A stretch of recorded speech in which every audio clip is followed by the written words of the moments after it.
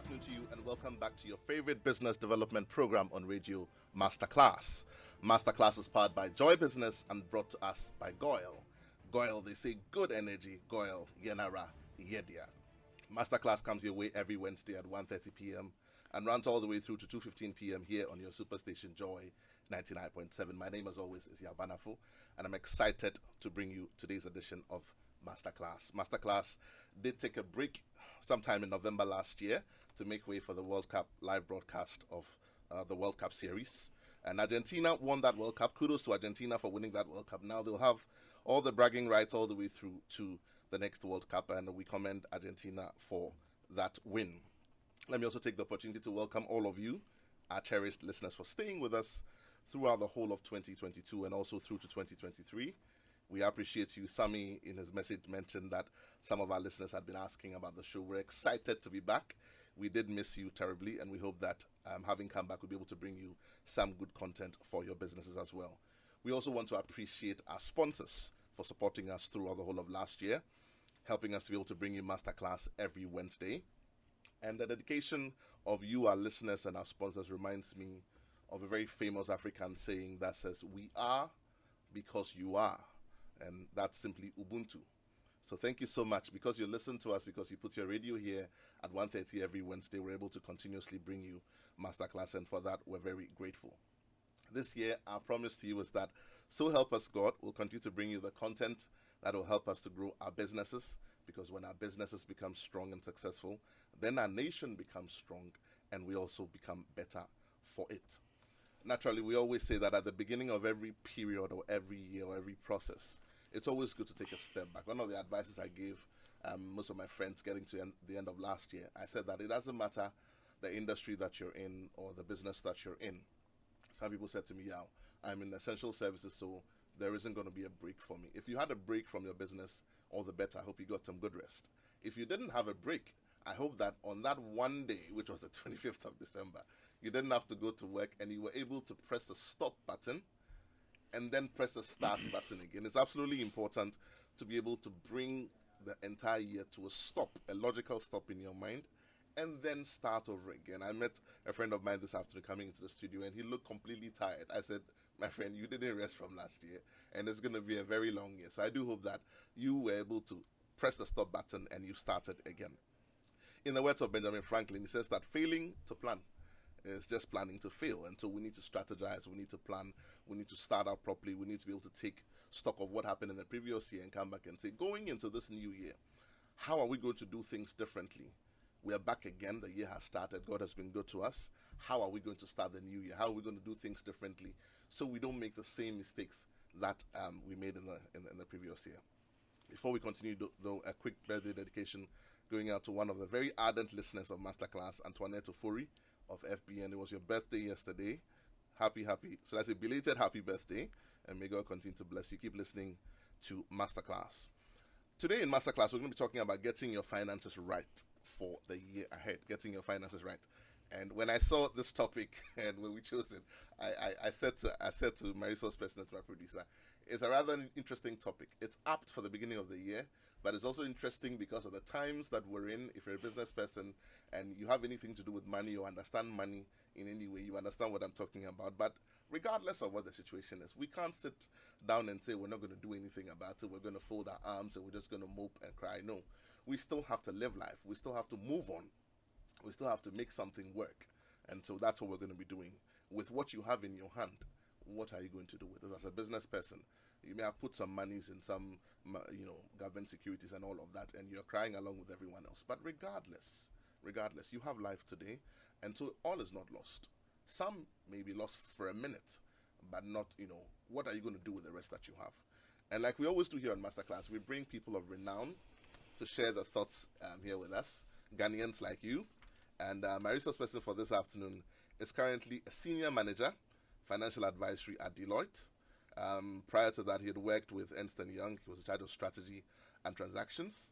He'd also done some work with the IFC and also with Sea Energy Global Holdings. And before that, he'd also done some work with the IFC. So he seems to understand money a lot more than I do.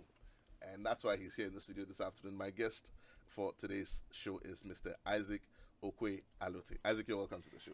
Thank you, Yaw. I mean, Yeah. I'm excited because before we came on air, we're talking very passionately about all of these things, and I said today when we open the phone lines, my people are just going to chew you up. Oh yes. They've missed your voice. They're going to chew you up with all sorts of questions, but rightly so, because Yeah. if we can help and offer advice, why not? That's people, right. People need more than ever before. They need to know where to do what when it comes to money. Exactly. People need direction. People are looking for advice, and it's also a difficult job for the advisors like yourself, Yes. who have said one thing to the people back in the day, and now you're having to eat up your words and say a different thing to them. Exactly. But regardless, we don't stop and say we won't do this again. We have to keep going on. So today we're going to be talking about getting your finances right ahead of the year. We have some slides for those of us who are watching live on Facebook. We're streaming live on Facebook, so we'll be sharing those slides for the flow of thought and chronology. And at some point, we'll open the phone line so that you can also be a part of today's conversation. But otherwise, Isaac, take us straight to our conversation today. If we're unable to finish, God gives us grace. We'll come back again next week. Yeah. Thank you very much, Yaw, for this opportunity, and thanks to my firm Deloitte as well for supporting as knowledge partners of the masterclass. So I think rightly said by Yaw, is the beginning of the year, and I think everybody is looking forward in terms of what's going to happen next, given, of course, the kind of economic times that we are in. We've already come a long way from COVID and some other challenges in our market and globally. So now that we've started the year, a lot of people I know from 31st night have repented from a lot of sins and also have set up new resolutions. And one of the key things is, just as you want to get your health right, you want to get your spirituality right, you also want to get your money right. So either in your business or personally, you want to make sure that things are properly accounted for and you're adding value to yourself. I'll tell you something quickly. Yeah. It's absolutely important to get your money right. Yeah. Because this is happening. I was talking to someone in my office and we're talking about, some people who had come to us with certain problems and all that. And he turns to me and says, yeah, most of the problems that we have, they are money problems. Oh, yes. So if you get your money right, yes, half of your problems will go out. That's right. And a rich man once, one of my rich mentors tells me that I want to be able to get my finances right, such that when you have a problem, I can do more than just pray for you, right? I can be able to help you financially solve your problem. So, like you said, most of the issues we have in the hospitals is beyond, it really requires financing. So we are looking at how people, can, at the start of the year, what do you need to know? What do you need to do to make sure that 2023 is better? From all the other years of your life. So, when I started my career, that was about 12, 13 years ago, one of my first managers, asked me this question. I know you just finished school, but what is your worth? What is your worth? And for a second at a time, because you are not merely taught these things in school, so you will begin to wonder, is he talking about what I own or what? But as time went by, I began to understand, even from advising businesses, every business has a value. Joy has a value, MT has a value. If you look on the stock market, businesses are trading at values. Whilst I was coming here, I asked a few people, what is your net worth? How much are you worth? Not many people could answer that question. Now, the main essence of that is, if you want to grow, you need to know where you are. So if you want to grow your finances, you need to know, where am I? Am I worth 1,000 cities? Am I worth 1 million? And how can I grow that to 2,000 to 2 million at the end of the year? So it's a question that if you ask most people, they are not, even businesses. If you walk into a business today with stocks, with activities, and you ask them, what is your worth? They would take a step back to, maybe it's the money we have in the bank, right? It's the cash I have. But that's far beyond that, right? So it's very important to really understand, as we start the year, really take a step back and ask yourself, how much am I worth? It's easy for people to tell you how much they earn. It's easy for people to tell you how much money they earned 2022. But if you ask them, how much did you spend? And what did you spend it on? If you ask somebody, how much did you spend on for 2022? It's very difficult for them to account for that. Now, it's very important to know what you're spending your money on. if you check in terms of the statistics that have been put out there for the consumption for 2022, it will baffle you to know the household expenditure was about $60 million. And $60 million nationwide. And $60 million, 40% of that is food and drinks, non-alcoholic drinks. This is how, in terms of the statistics, are accounting for the national consumption. How are we as a business accounting for what we are spending, or as individuals? That's a lot of food and drinks. Oh, that's a lot of food and drinks, and it's even a good indicator for all those who are asking, what should I do now? It tells you what people are consuming, what people are spending their money on. It's food and drinks. 40% of $60 million. I mean, have you positioned yourself to harvest from that, right? So, but that said is to say that, look, have you looked back at 2022 to ask yourself, yes, I can easily account for how much I earn, but can I account for how much I spent and on what? And what were the expenses that were not needed? I mean, I heard you say that that you should, consider living within your means, but it's very important. People don't even know the means. What I say is that people don't even know that for me to be able to live a month, all I need is just 1,000. All I need is just 5,000. So if my income is 7 or 10, then I should be fine. So that you can assess what your means is, so you know whether you are living above or below. But then there's another twist, that don't also live below your needs, right? So that if you now, because you want to grow your net worth, then instead of having a good, healthy meal, you are squeezing yourself and just having... But that's not even sustainable. Yes, that's right. You know, as you talk, something comes to my mind. When you read magazines like Forbes, they talk about the top 100 wealthy people in the world, and all that, they use a certain phrase. That's right. You talked about what is your worth, but they talk about what's your net worth. Correct. And I know you're a technical person, but for me, from my lay mind, net worth, it means that when we have taken away all your liabilities, what is left? And that's where the spending comes in. Yeah. So very simple math, if we're going to use, let's say, you pay yourself a salary of 100 cedis a month, so times 12. Yeah. When you have done that math, that's what comes to you as inflows. Yeah. Assume you don't get anything else. Yeah. What goes out? Exactly. And you will be shocked to find out that some people, and when I say some people, I'm not looking at you, I'm looking at myself also.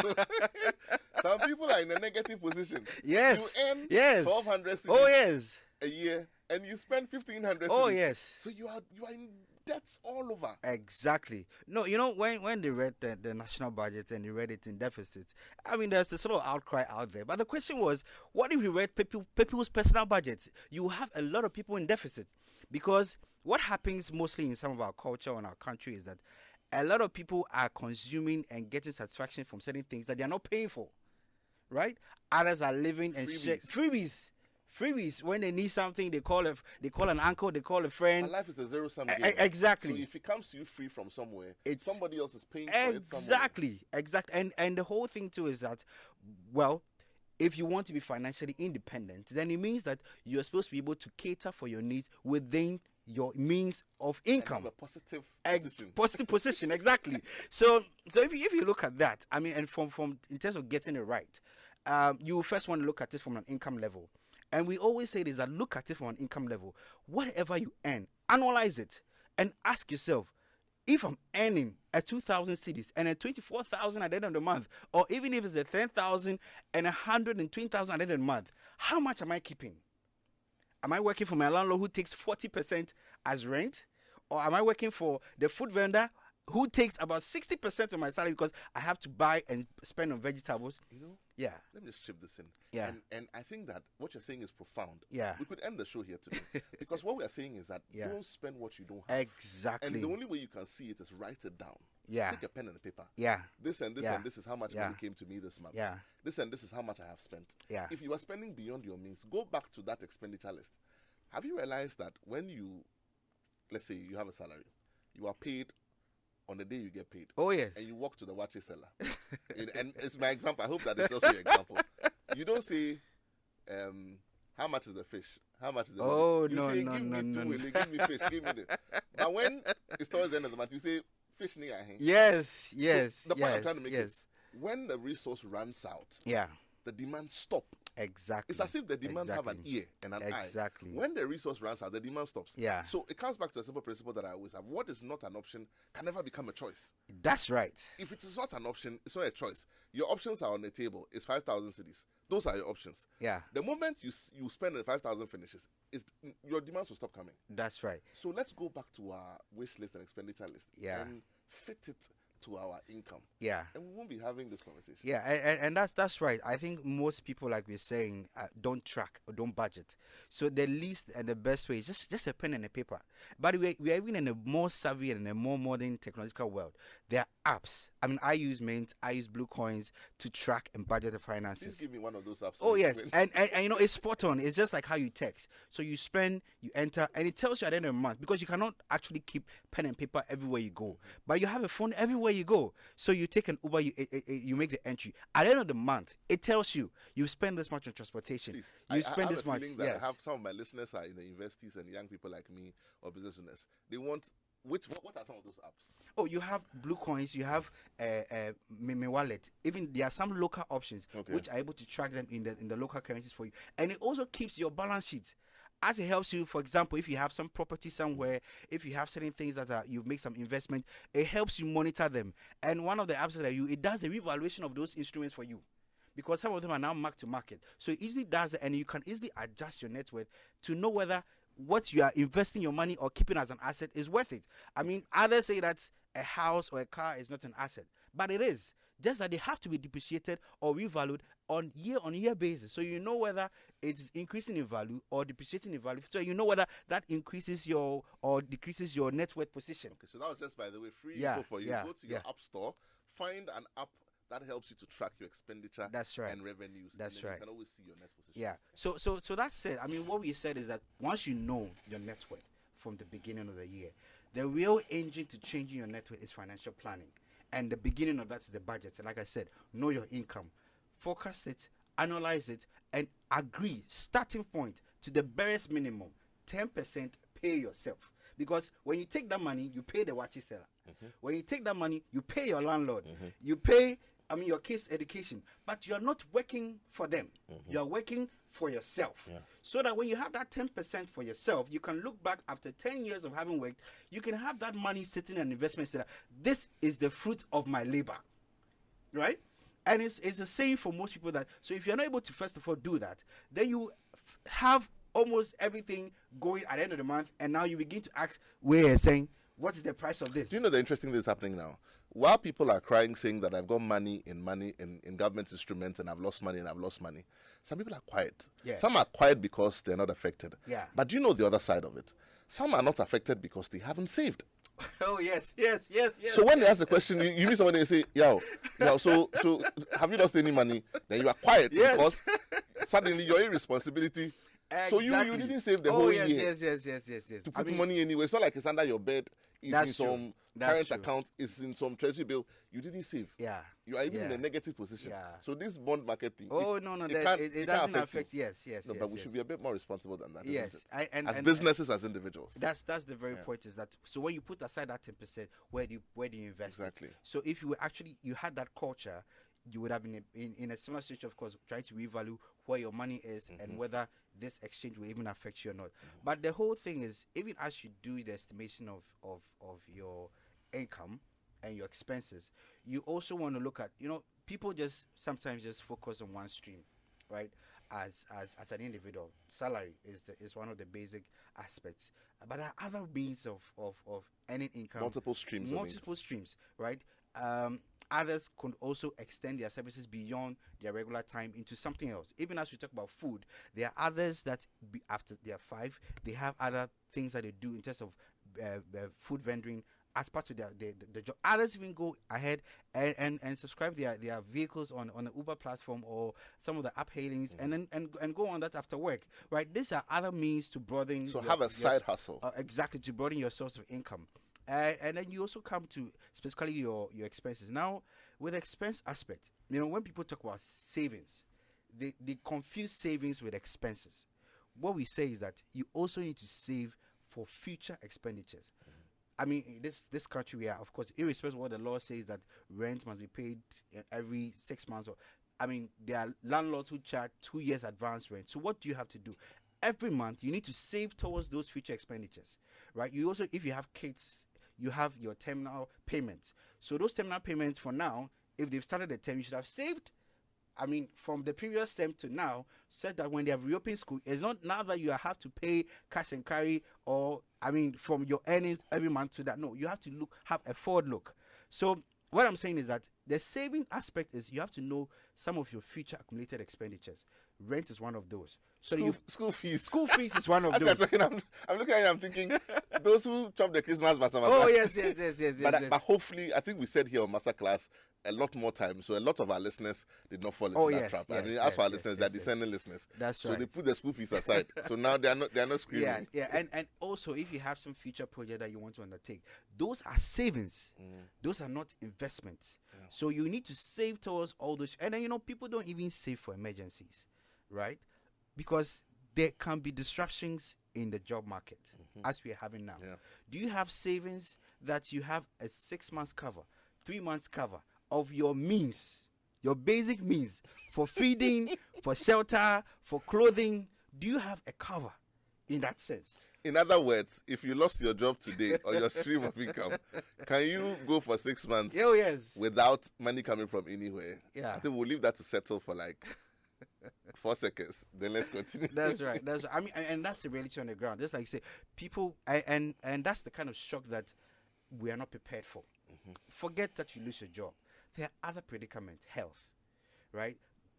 Thankfully, the markets have evolved. We have health insurance, but we all know health insurance has a cover limit, right? And the kind of things that knock people out of jobs is sometimes beyond those covers. Yeah. So if you don't have any fund or savings set aside for any emergencies, including your health, how do you recover from that, right? So what we are saying is that when you are doing your expenditures or your budgeting, be very mindful of things you need to save for future expenditures, and then also set aside something for an emergency or something you can have such that if you run out of your immediate income, it can keep you running for about 6 whilst you sort yourself out. And in all of this, of course, you don't want to earn 1,000 and spend all of that, right? So you also have to think about, once you're paying yourself, which is different, what is the surplus on your income? Because the surplus on your income, that increases your net worth. And once you have those surpluses, then of course, then we look at what kind of investment instrument would you be putting that in. I mean, look, for those who are very good students or readers of the very good book of the Bible, we are at the beginning of the year. If we should apply the very parable of the talents, that we were all given certain talents. We have all been given some amount of income at the beginning of the year, given some contract. At the end of the year, if we come back and we revisit everything again, would you have doubled yours? Would you just be giving me back just what you have? Or for you would have squandered all your income. Most people, they won't even have anything to give you. Exactly. And that's also what that parable tells us, that even though you are earning this much, it is not meant for you to spend everything. It is meant for you to also think of how you can double some of the monies you're earning. And it's in the very good books that we all read every day. Isaac, I think that there's a point that you just made that I want us to harp on a little bit. And as business owners, as individuals, as entrepreneurs, it's important to know. And for me, it's just dawned on me now, and which is why I want to share it, that, your income so let me put it, I'll say it in English and then you help me with the technical. Yeah. Your income is not what you receive at the end of the month. So if I receive 10,000 cedis, 10,000 cedis is not what is available to me as disposable. Oh, no. Yes. Based on what we are talking about, it means I haven't done all those things, taken out my savings, my whatever. What is left is what's available for me to spend. Oh, yes. So possibly, when you are getting 10,000, what's actually available for you to spend at the end of the day is 5,000. Tell yourself you earn 5,000. Don't forget the tight aspect. Well. So if you add all that, so tell yourself that you earn 4,000. Yes. So for you to earn 10,000, then you should be earning 30,000. Exactly. Which is why the multiple streams of income is important. Yeah. The mistake that we all make, and I make that mistake also, is that when you see the 10,000, you think that this is 10,000 and it's for me. Yeah. But that 10,000 has competing interests. Oh, yes. So you must take all of those things out, and what's left is actually what is yours. Yeah. And you have to do the reverse. You have to do the reverse. If you do the budgeting right, you know that at the beginning, I have to take out my 20%. Exactly. So that you don't also have the habit of overspending. Yeah. So it's the 5,000 that you earn, but you leave 2,000 or 3,000 account. That is what it is. The rest has you should already distribute to your investment schemes or to whatever plans you have. Or if you have a special account for rent, special account for certain things you need to pay for, it should move to those so that the actual disposable for the recurring expenses you have month on month, that is what you spend your money out of. And like we said, even as you move month on month, you need to be keeping a track record of all that you are spending. Because if you don't do that, you won't know which ones are not rational, which ones are really necessary for you. And like I'm telling you, if you track your expenses, the very first month that I did, I realized that I was spending a lot more on transportation. And why I say that, because then you don't even think twice about your movements. Someone says, "Oh, come here, let's go here," and in fact, the end of 2022, traffic eased a bit. Why? Because when the price of fuel went up, people now became very conscious about how they move around. People park their cars. And even not just parking, they were very careful about, if I need to go here, if I need to go into town, then I'm doing A, B, C, D. But before, they were consolidating. Oh yes, before you go, come back home. Oh, I forgot this in town. Let me go back. Let me go get it. And you end up having all those waste, all those excesses. But you don't need to wait for crisis. It says the man who doesn't make a good choice about his life will respond to crisis. In this instance, so we need to be careful how we are spending to ensure that we are not going above our budgets or above the expenditures that is required. And in a nutshell, not live beyond your means, so that you can have enough savings to increase your net worth. Wow, so much information here. If you just tuned, this is Masterclass here on your Superstation. We're having a conversation here with Isaac Ocquaye, and we're talking about planning your finances for the beginning of the year. We want to take a quick message from our sponsors. When we come back, we get interactive and you can be a part of that conversation. Welcome back. If you've just tuned in, this is Masterclass here on your Superstation, Joy 99.7. We're here in the studio with Isaac Ocquaye, Allotey, Senior Manager, Financial Advisory, Deloitte, and we're talking about getting your finances right for the year ahead. We're looking at planning for the year ahead. We're interactive right now. Numbers to call 0302 216 541. That's 0302 216 541. Pick up that phone, give us a call. How are you planning your finances for the year ahead? How are you, positioning yourself with all that's going on? How are you going to position yourself? You can't stop living. Life has to continue. So what are you doing? 0302 216 541. You can also send us your comments on 055 997. That's 055 997. If you have a motor vehicle of any kind, then Goyle has some great news for you. Your oil marketing company of choice, Goyle, keeps making life ever so convenient. Goyle now accepts Momo for all fuel purchases. Just remember to Momo it at Goyle, and that's not all. You can use your bank card to purchase fuel at any of our Goyle filling stations.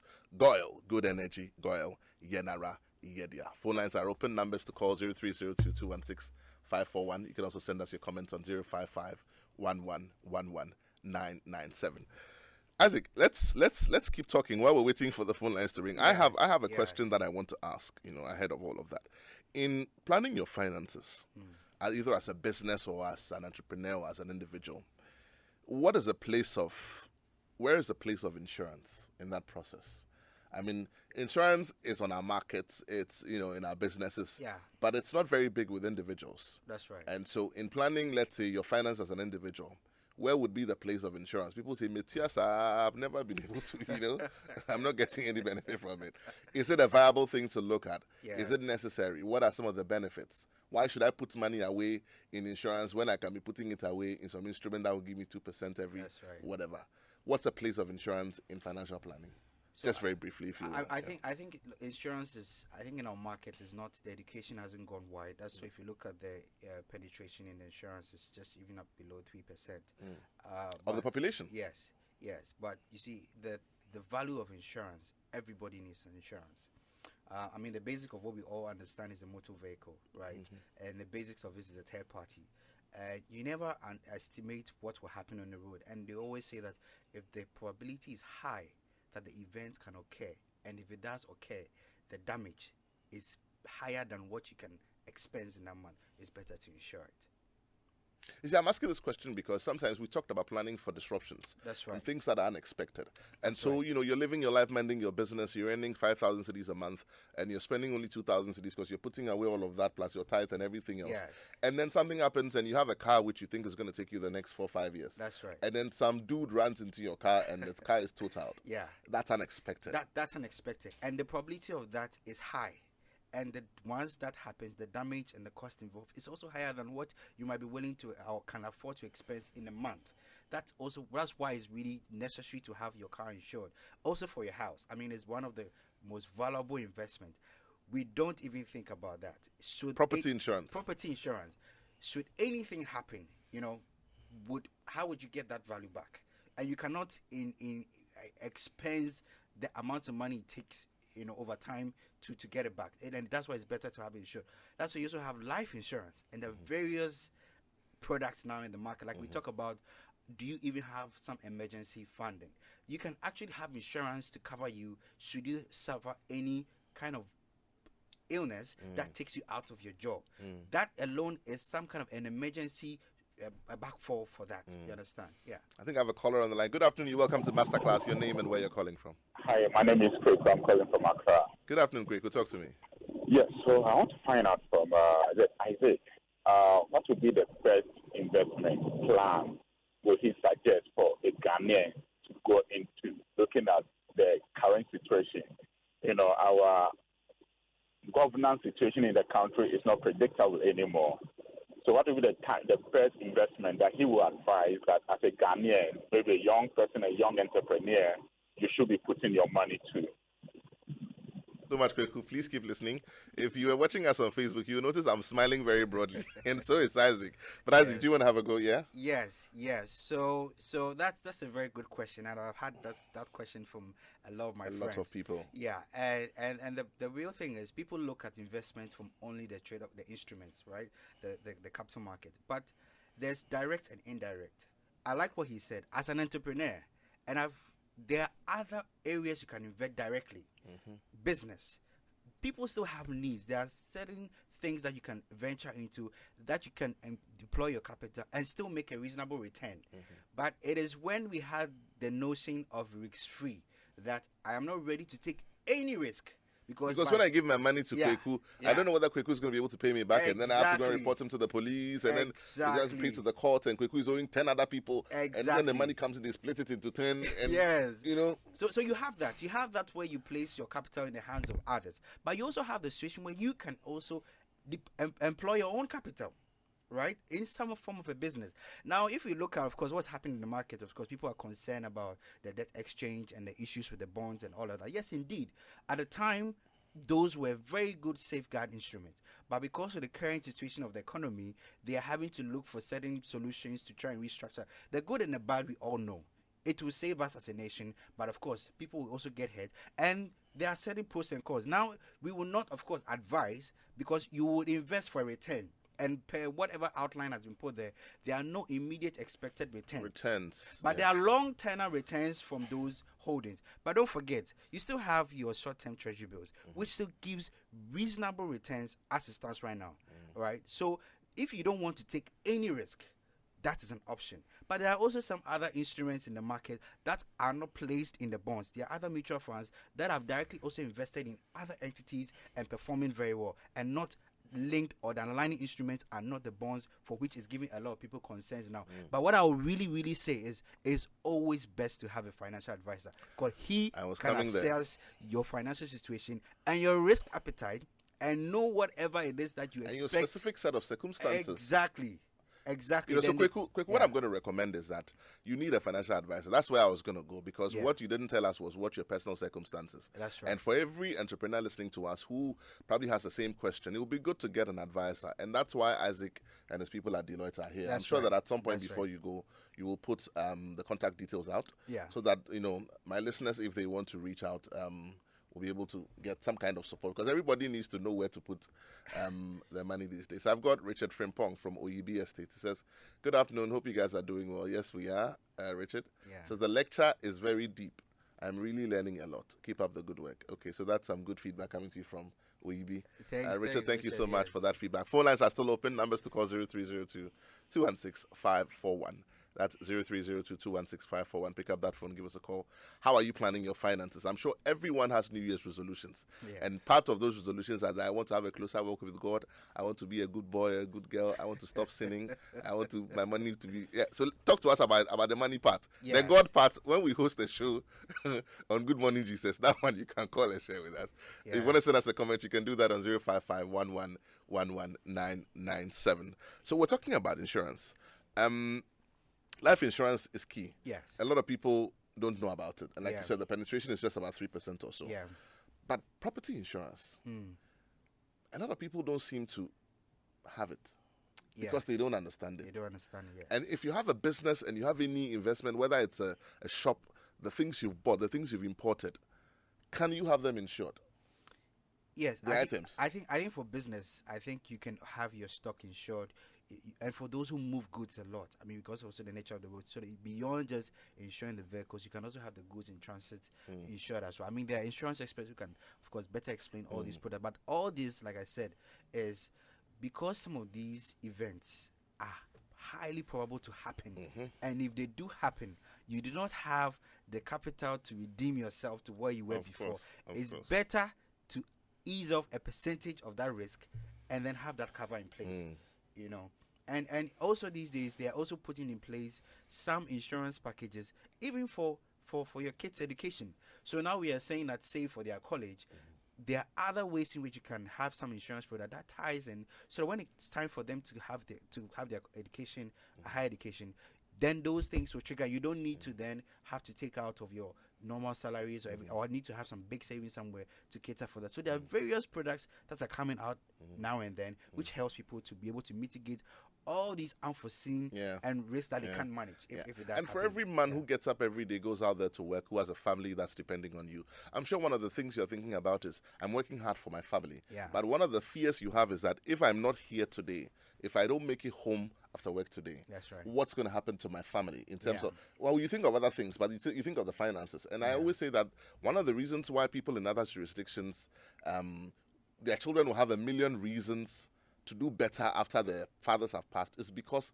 the fathers think of life insurance. Oh, yes. Of course, don't go and tell the next person that I've taken life insurance. That one, they will put something in your food and get you to go quickly. Yes. I think I have a caller on the line. Good afternoon. You're welcome to Masterclass. Your name and where you're calling from. Good afternoon. My name is Kiki from Adenta.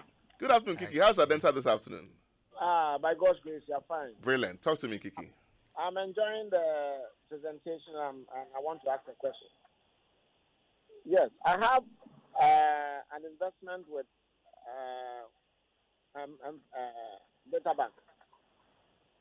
And I wanted to find out this restructuring thing. Is it affecting us? Because I'm planning for the year financially. And I don't know whether we are running a risk of getting this investment depleted. All right, Kiki, thank you so much for reaching out to us. Please continue to listen to the show. What I'm going to do is that I will give you the number for Deloitte Financial Advisory so that we can have a further conversation on the kind of investment that you have at Data Bank. Because depending on the kind of investment you have, the answer to your question may be different. That's right. And then we can engage you a bit more and give you some more information. So please keep listening. We'll put that number out before the end of the show. Thank you so much for calling us, Kiki. So we're talking about life insurance. And, you know, I'm saying that the reason why the next person's son will have a million reasons is because their father takes out an insurance on their life. Yeah. You're a business person. You're depending on what your incomes are.